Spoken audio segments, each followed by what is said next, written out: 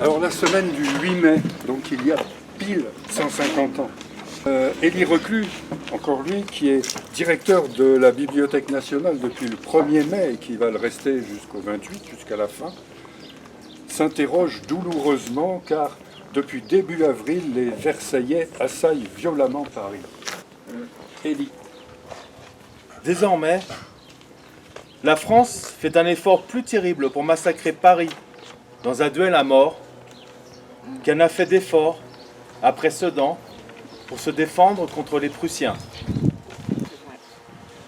Du poignard que la France n'avait pas osé brandir contre la Prusse, elle se fouille maintenant le ventre et la poitrine. Prusse, tu avais raison de nous assassiner, puisque nous nous assassinons nous-mêmes. Au long de la Commune, une jeune femme, Alix Payen, qui était née Millet, a décidé de devenir ambulancière communarde pour rester aux côtés de son mari, Henri Payen, qui est garde fédéré. Et elle va échanger des lettres avec sa famille.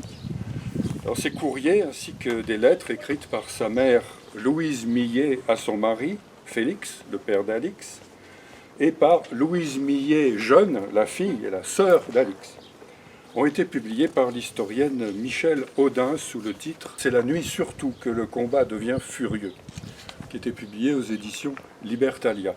Et c'est Emma qui va nous lire 3 extraits de lettres.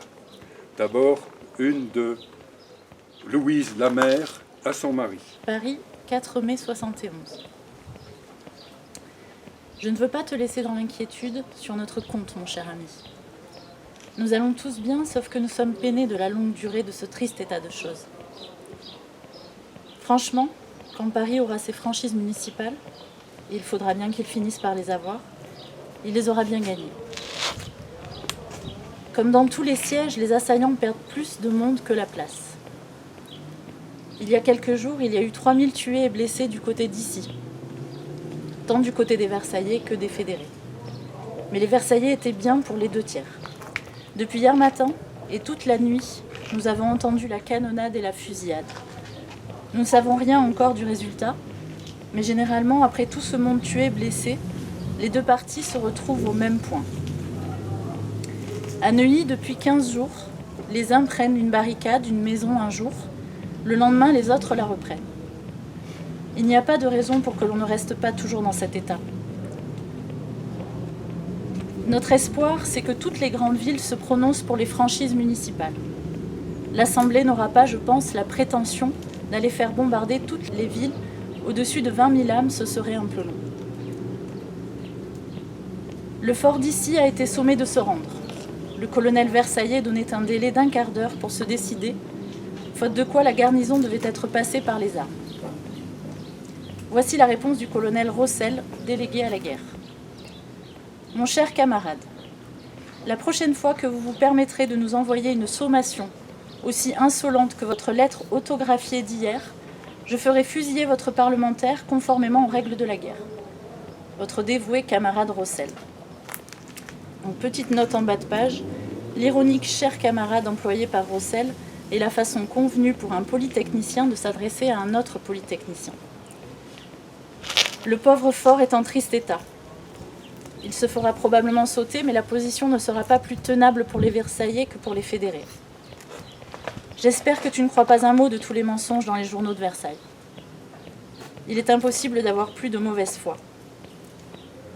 Comprend-on ce gouvernement qui s'obstine à considérer la révolution de Paris comme le fait d'une poignée de factieux? Une poignée de factieux qui a fait fuir le gouvernement. Une poignée de factieux qui tient en échec la plus belle armée que l'on ait jamais vue. Et cela depuis 6 semaines, et ils n'ont pas fini. Ils devraient comprendre qu'il y a quelque chose au fond, une idée qui vaut la peine d'être discutée, mais non. Ils sont aveugles comme tout ce qui est vieux et tout ce qui est destiné à tomber. Pour moi, je crois que c'est l'enfantement laborieux d'une ère nouvelle, et non point l'agonie de la France. Aussi, je regarde et j'écoute, le grand malheur, c'est que les hommes manquent. D'un côté, il n'y a que les vieux ragoûtons de 1830, et de l'autre, des fruits verts pas mûrs du tout. Les révolutions mûrissent vite, les hommes, mais pas assez encore pour nos besoins pressants. Voici ma conviction.